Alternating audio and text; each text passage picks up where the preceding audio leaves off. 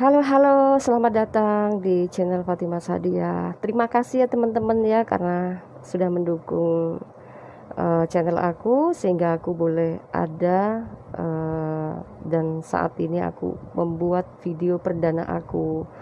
Nah, video perdana aku ini aku ingin mungkin sedikit mereview tentang kesaksianku beberapa waktu lalu ya teman-teman ya. Karena sebenarnya banyak hal yang belum aku ungkapin loh teman-teman ya. Tapi gak apa-apa, yang jelas teman-teman semua sudah melihat bagaimana kesaksian perjalanan hidup aku. Tetapi yang membuat aku merasakan sesuatu hal yang berbeda ketika aku menerima Yesus ataupun belum menerima Yesus. Nah, teman-teman, aku dulu sebelum menerima Yesus seperti halnya tidak tahu arah saya yang harus saya tuju gitu.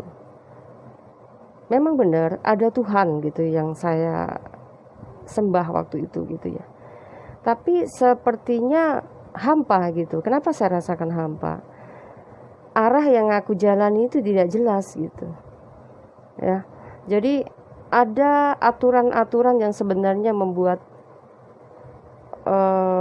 kita ini untuk harus begini, untuk harus begitu, untuk harus begini, untuk harus begitu gitu. Tetapi pada dasarnya di dalam kehidupan itu banyak sekali yang bertentangan dari nurani saya gitu.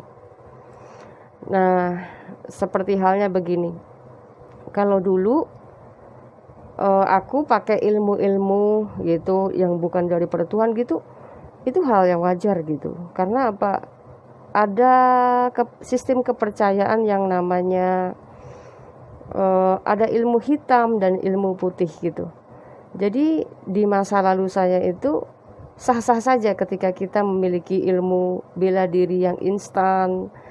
Yang penting itu bukan dari setan katanya begitu ya. Nah, teman-teman coba perhatikan, apakah ada sih ilmu-ilmu semacam kayak gitu bukan dari setan? Atau mungkin barangkali begini, apakah ada ilmu-ilmu yang kayak begitu ini berasal daripada Tuhan? Apakah Tuhan memberikan ilmu untuk menyerang orang, untuk membela diri, dan untuk menjadi sakti gitu kan? Nah, perlu dipertanyakan. Itu artinya kita cenderung lebih kepada menduakan Tuhan sebenarnya. Tetapi pada saat itu saya merasa ya itu wajar-wajar saja dan sah-sah saja begitu ya. Tapi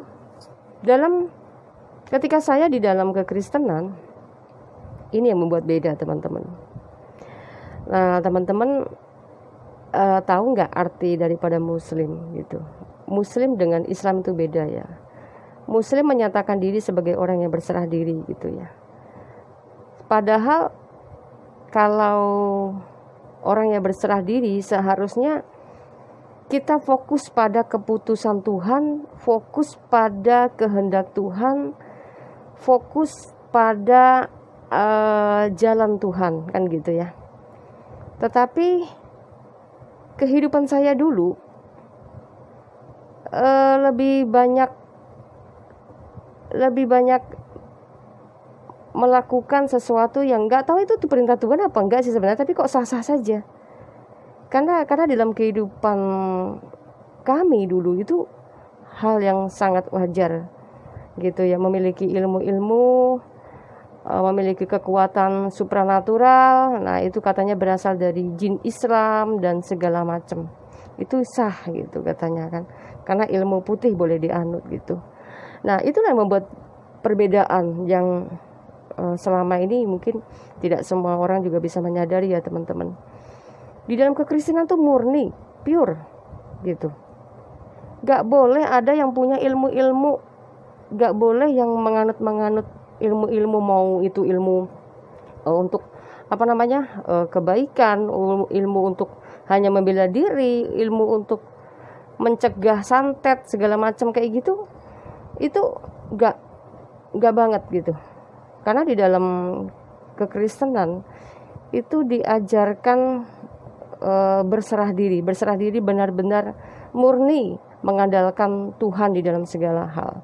Bahkan ketika jamaah atau orang-orang Kristen ketika melakukan ritual perjamuan kudus, itu syaratnya tidak boleh mempunyai jimat-jimat, tidak boleh orang ini mungkin pezina atau dia pencuri, perampok, atau bahkan mungkin dia melakukan dosa, mengikuti perjamuan pun nggak boleh.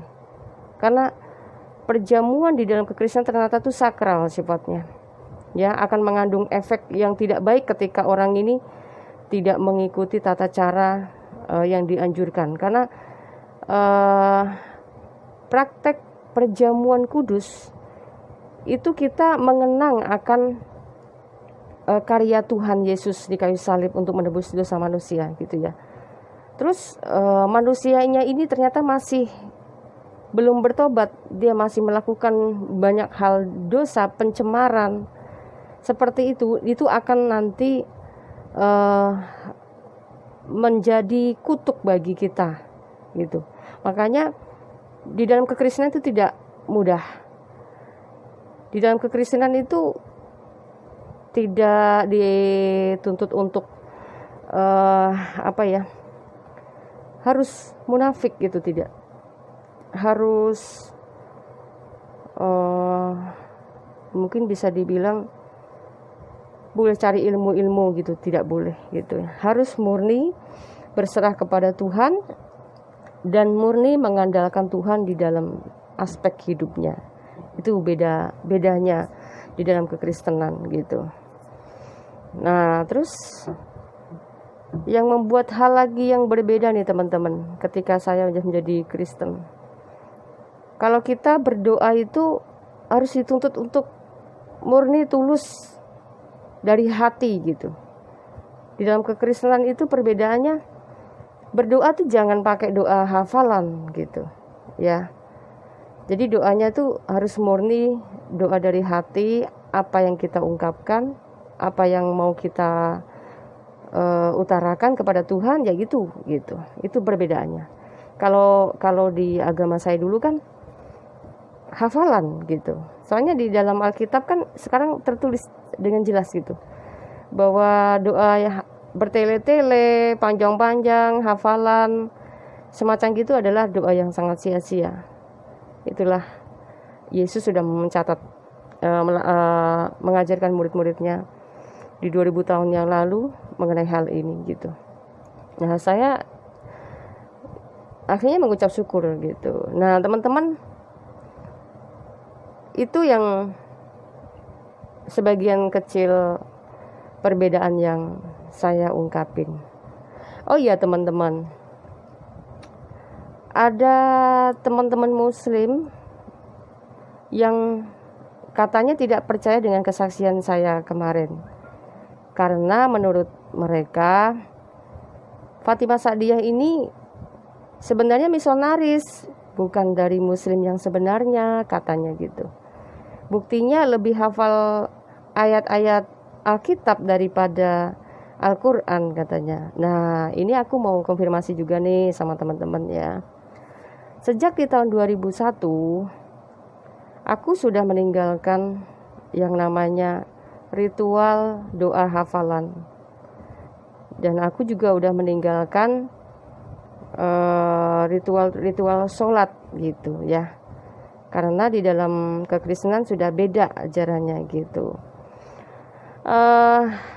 Teman-teman muslim menguji saya, katanya saya harus bisa membaca doa hafalan lah gitu ya, surat-surat hafalan, terutama surat Al-Kafirun katanya. Tapi teman-teman, aku akui ya, kesaksian aku di Tanpa Ragi beberapa waktu lalu, aku banyak melakukan kesalahan. Gimana gak salah teman-teman ya.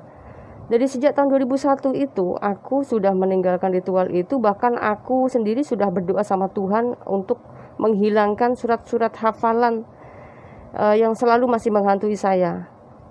Ini begini ceritanya teman-teman. Ketika waktu itu saya sudah terima Yesus gitu ya, saya tidur pun pas lagi mimpi ketemu setan, saya masih doa-doa hafalan. Jengkel gak? Jengkel. Orang saya sudah bukan Islam lagi kok saya berdoa masih pakai doa-doa hafalan begitu. Dan itu terus-terus berlangsung mungkin cukup lama itu ya, sampai ada 2 tahun 3 tahunan.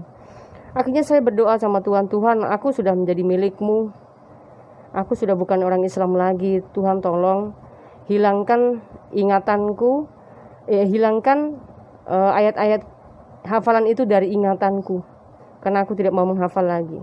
Nah, saya kenapa tidak mau menghafal ini juga? Karena saya sudah terlanjur kecewa juga teman-teman ya. Kecewa pada saat ketika saya dapat mimpi kalimat yang Yesus berikan kepada saya melalui mimpi itu, dengan surat-surat yang saya alunkan itu tidak berguna gitu. Saya minta tolong sama Allah supaya saya jangan murtad, supaya dia bisa mengalahkan kalimat dalam mimpi saya. Kok nggak bisa ya kan? Nah, saya kecewa. Buktinya saya tetap hampir stres, saya hampir gila selama 3 minggu itu. Akhirnya saya benar-benar menyerah, saya harus cari gereja gitu kan. Nah, itu yang membuat saya, kenapa saya kaget ketika tanpa lagi tiba-tiba menguji saya untuk saya baca secara ngacak di Quran. Ada huruf yang saya akui itu salah teman-teman. Itu kan huruf lam gitu ya. Lam dipakai gandeng gitu kan, harusnya tuh saya baca li gitu kan. Waktu itu aku malah alifnya yang saya baca gitu. Jadi ada kesalahan, itu jujur teman. Aku melakukan kesalahan di situ, karena gimana nggak kaget, saya sekian lama sudah meninggalkan yang namanya baca-bacaan bahasa Arab, dan berusaha untuk tidak mengingat-ingat lagi bacaan-bacaan hafalan gitu ya. Terus tiba-tiba aku diuji harus menghafal surat Al-Kafirun dan harus membaca Arab gitu ya teman-teman ya. Tapi tidak apa-apa sih sebenarnya, nggak masalah, itu wajar. Aku kaget itu wajar. Tapi kalau untuk coba lagi sekarang, kayaknya ada deh teman-teman, saya beberapa ayat yang masih saya ingat lagi gitu. Kalau saya mau baca lagi ya akan saya coba deh. Kalau waktu itu memang saya benar-benar kaget gitu, karena sudah sangat lama. Karena gini teman-teman, ketika aku merasa sadar bahwa aku harus menyampaikan kebenaran kepada semua orang, otomatis kalau saya sharing sama teman-teman muslim ya saya memakai bahasa Indonesia. Saya mengutarakan sesuatu ya memakai bahasa Indonesia. Lebih tepatnya saya kalau memberitahukan sama mereka ya saya pakai bahasa terjemahan saja, biar mereka cross check sendiri maksud saya. Karena gini, pikir saya ketika saya menyampaikan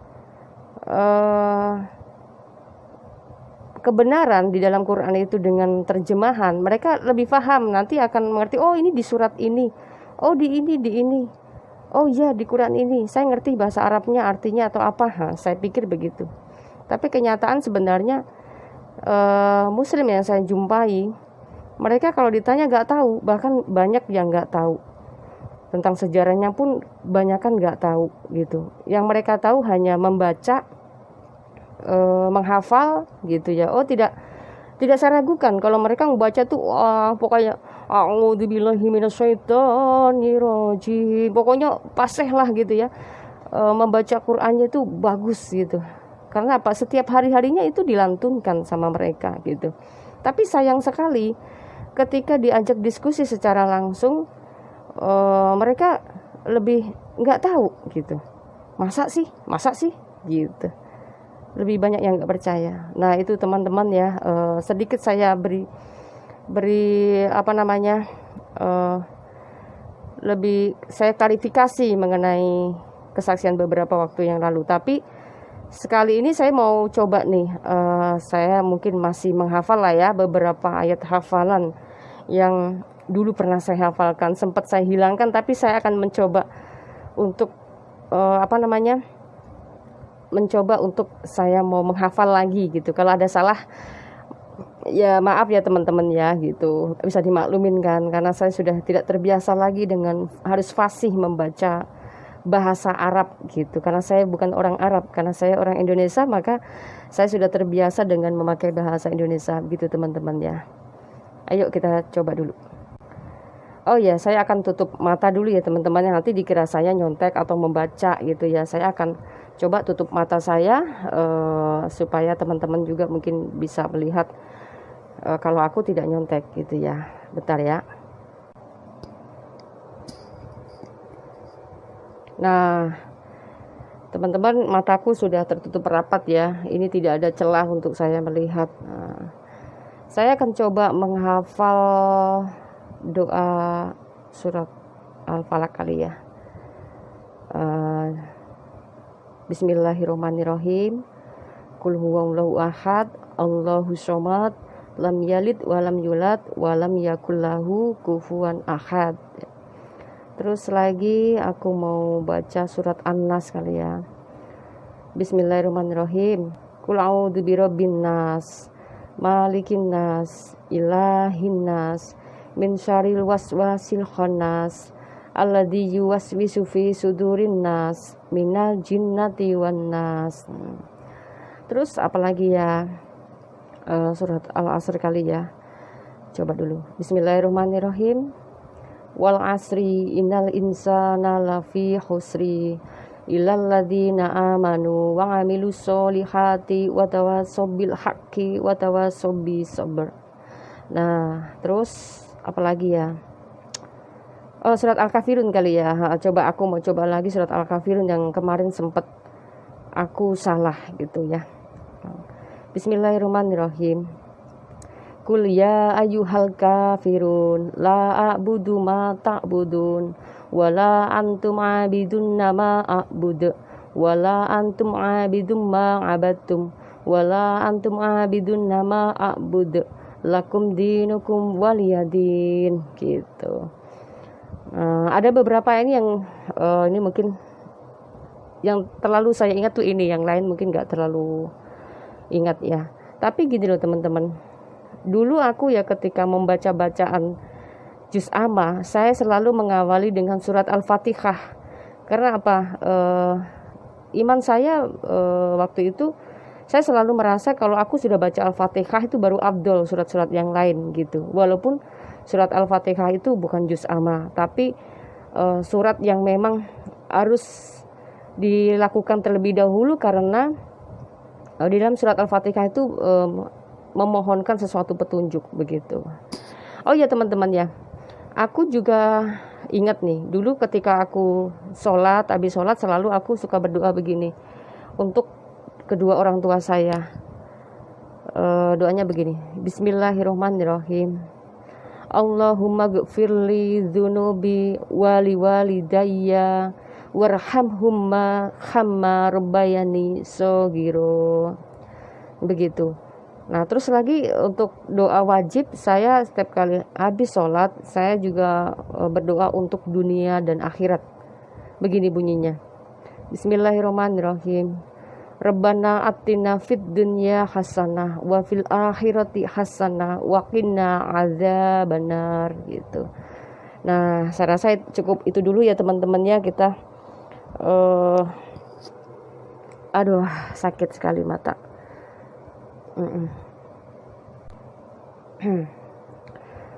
Oke, ternyata teman-teman muslim memang sepertinya tidak percaya kalau saya mantan dari muslim ya, tapi saya kan tidak pernah mengaku saya ini mantan ustazah, kan tidak ya kan. Saya kan udah menyaksikan bahwa saya adalah orang Islam yang awam ya. Saya bukan mengakui di media saya ini sekolah di pesantren ini, sekolah di ini, saya dapat gelar ini gitu, tidak. Kesaksian di dalam kekristenan itu tidak boleh ditambah-tambahi, tidak boleh rekayasa, tidak boleh, karena kesaksian kita ini akan dipertanggungjawabkan di hadapan Tuhan. Karena yang mendengar ini bukan 1-2 orang ya teman-teman ya. Yang mendengar ini seluruh dunia pasti. Dunia akan menyaksikan apa yang saya saksikan begitu. Jadi saya tidak mau bersaksi dusta seperti halnya teman-teman kita yang mualaf gitu ya. Saya perhatikan kok mereka ini kebanyakan malah justru berlebihan gitu ya ngomongnya. Ada yang ngaku bilang katanya ada yang mualaf terus ditawarin uang 100 miliar agar bisa balik lagi ke Kristen begitu. Kayaknya nggak ada kayak gitu. Saya rasa gereja nggak ada yang punya uang segitu ya. Ini teman-teman pernah tahu kan siapa namanya? Nah, saya tidak menyebutkan, teman-teman pasti tahu lah ya. Itu sudah viral banget ini. Seorang mualaf yang bermata sipit ya, yang kita kenal dulunya tuh itu orang kafir gitu ya.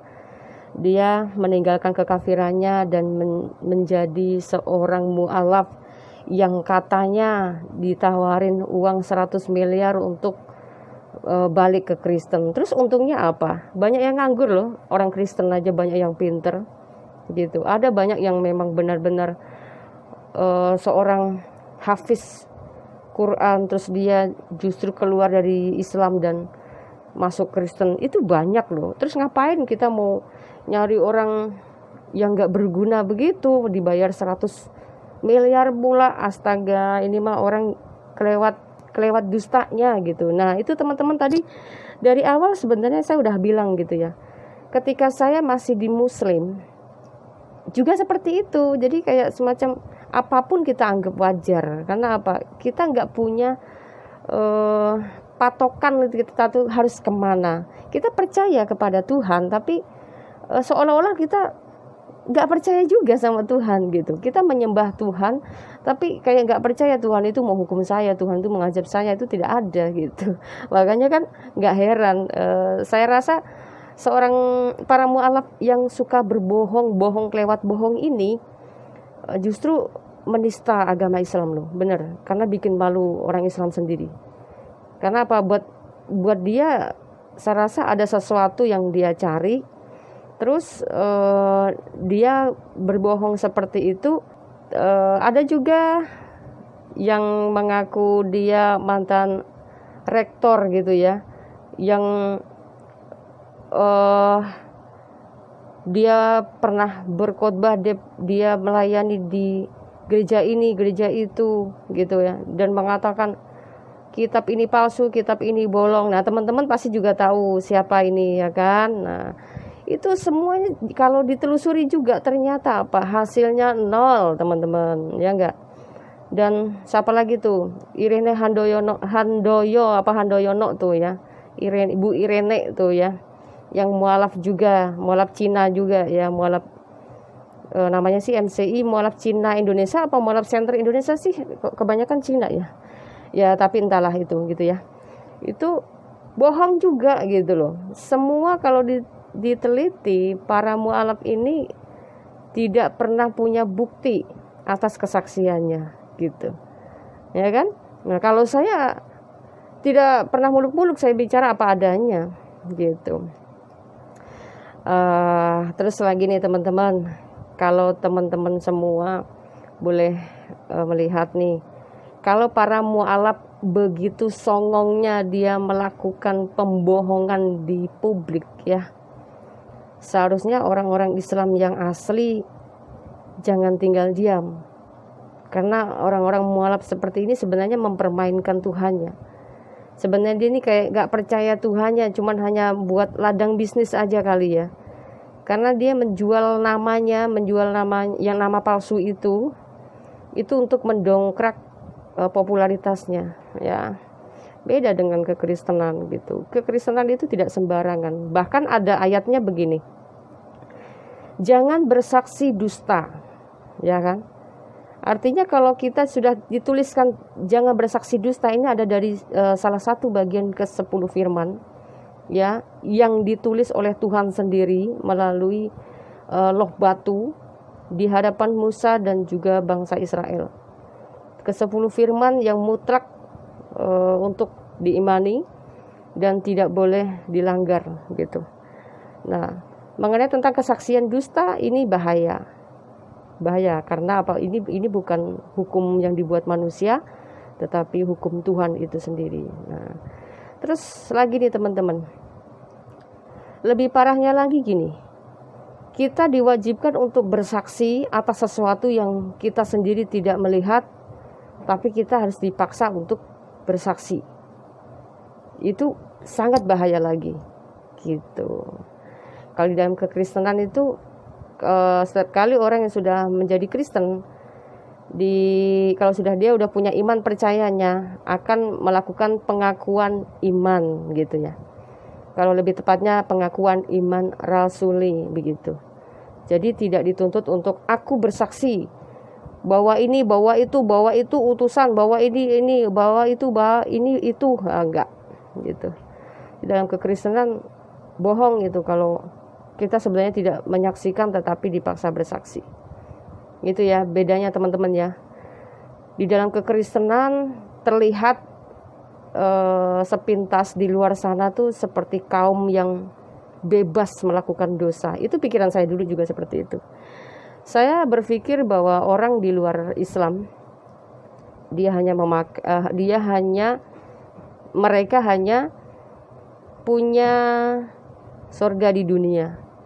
Jadi wajar orang-orang kafir itu katanya kaya-kaya, orang kafir itu banyak kan hidupnya senang di dunia katanya gitu.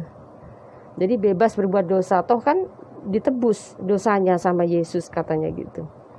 Oh my God, saya begitu banyak dosanya terhadap Tuhan karena fitnahan saya. Karena apa teman-teman? Ketika saya sudah menjadi Kristen teman-teman, apa yang saya fitnahkan, apa yang saya tuduhkan terhadap umat Kristen, itu semuanya salah teman-teman ya. Mengenai tentang penebusan dosa pun setelah saya paham, wow gitu. Kalau orang yang tidak pernah mengenal Tuhan dan tidak paham Alkitab, orang akan menganggap bahwa kekristenan adalah agama pagan, agama yang menyembah berhala begitu.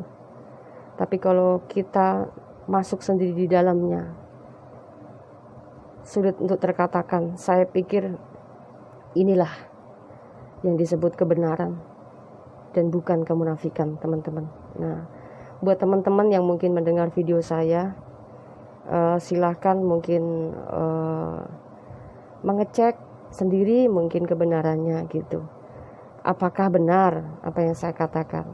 Masa lalu saya ketika saya menjadi orang Kristen selalu berpikir begitu kan terhadap orang Kristen ya kan. Nah, kalau benar teman-teman yang mungkin menyaksikan video saya,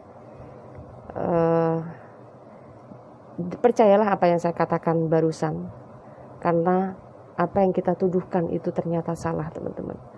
Kalau itu salah teman-teman, jatuhnya akan menjadi fitnah. Dan fitnah itu lebih kejam daripada pembunuhan. Itu ada tertulis di dalam Quran ya teman-teman ya. Jadi sebaiknya bertobatlah dan meminta ampun sama Tuhan. Karena apa yang kalian pikirkan ternyata belum tentu itu ada suatu kebenaran. Ya, saya memberikan contoh nih ya teman-teman. Saya membeli buah apel ya. Apel itu belum saya makan dan belum saya buka. Hanya saya melihat, wah apel itu seger banget, apel itu enak gitu. Padahal kita belum ngerasain rasanya kayak gimana, belum nyobain juga isinya rasanya seperti apa gitu. Tapi kita hanya melihat dari luarnya merah, seger gitu ya.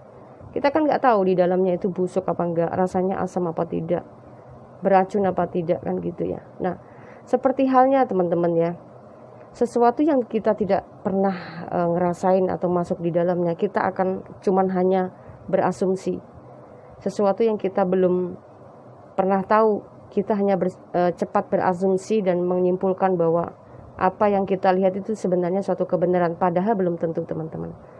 Jadi saya kepengen teman-teman nanti terus ngikutin channel aku, karena ada sesuatu hal yang memang sebenarnya aku kepengen ngungkapin, karena aku juga baru sempat membuat video nih teman-teman. Jadi terus dukung channel aku karena aku juga akan membuka sesi tanya jawab terhadap mungkin dari orang Muslim ya, untuk berdiskusi dengan saya. Karena gini teman-teman, ada banyak hal selama ini yang teman-teman Muslim sendiri bahkan juga bertanya dan sulit untuk bertanya gitu. Di mana tempatnya untuk saya bertanya misalkan? Karena banyak sekali sesuatu hal yang mungkin tidak terungkap. Nah, makanya saya kepengen nanti mengundang teman-teman Muslim sendiri yang akan bisa memberikan penjelasan tentang Quran Anda. Dan saya mewakili teman-teman semua di rumah dan dimanapun Anda berada untuk saya mempertanyakan. Nah, biarlah teman Muslim sendiri yang bisa memberikan bukti atau memberikan jawab atas pertanyaan saya, karena nanti kalau saya sendiri yang menyimpulkan nanti akan dianggapnya saya menista ya kan. Jadi lebih baik teman-teman Muslim sendiri yang akan memberikan penjelasan, saya yang akan bertanya untuk mewakili teman-teman semua, dan saya akan membuat perbandingan di ajaran Kristen itu seperti apa dan ajaran Islam itu seperti apa. Itu nanti akan saya buka sesi tanya jawab untuk video-video berikutnya, mungkin di live streaming aja ya teman-teman ya, bukan video seperti ini gitu. Nah, demikian ya teman-teman ya, cukup sekian dulu video dari aku, dan semoga teman-teman juga tetap sehat selalu dan terus dukung channel aku untuk semuanya menyampaikan kebenaran di dalam melalui channel-channel yang saya buat ini. Biarlah nama Tuhan yang dipermuliakan. Terima kasih teman-teman ya, bye-bye.